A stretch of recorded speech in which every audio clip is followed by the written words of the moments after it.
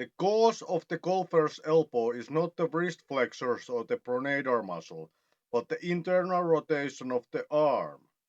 Let me explain. That bone knob which hurts in the golfer's elbow is called medial epicondyle. The medial intermuscular septum attaches to the medial epicondyle from above, and the coracobrachialis attaches to the medial intermuscular septum, hence forming a chain from the medial epicondyle all the way to your shoulder.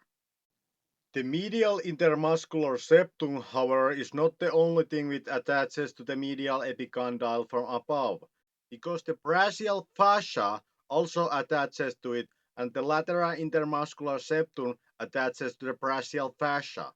So note now that the medial and lateral intermuscular septum, together with the brachial fascia, form a fascia matrix in your arm, which is capable to carry rotational force from your shoulder to your inner elbow. The internal rotation to your arm comes from the anterior part of the deltoid muscle, subscapularis, teres major, latissimus dorsi, and pectoral major, which has fascial attachment to the brachial fascia, hence connecting it to the before mentioned fascia matrix.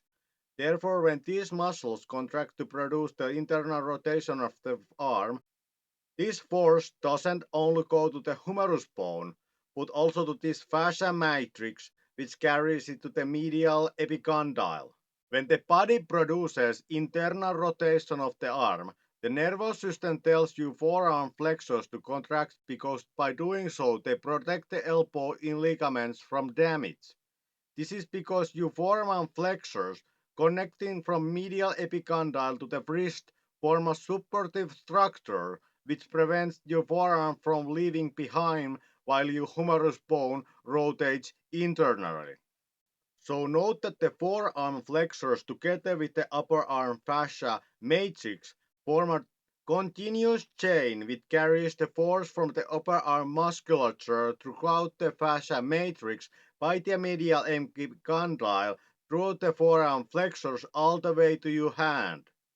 This is why the golfer's elbow is not seen in activities which require just grip strength, but in activities which require rotational force of the arm, like golf, tennis, rock climbing, arm wrestling, gym training, and manual labor.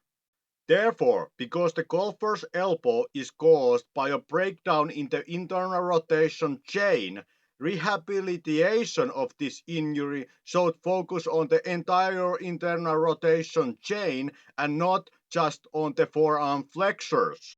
For this purpose, this exercise is the most beneficial both for the rehabilitation and prevention of this injury.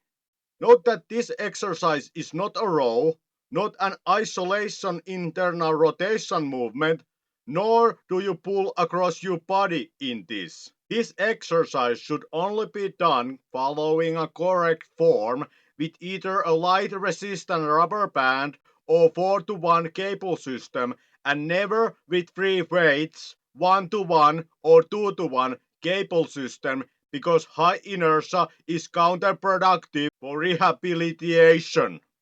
Lastly, during connective tissue healing, it is advantageous to focus on nutrition so that you consume adequate amount of calories, high amount of protein, dietary collagen, and that you get enough C vitamin.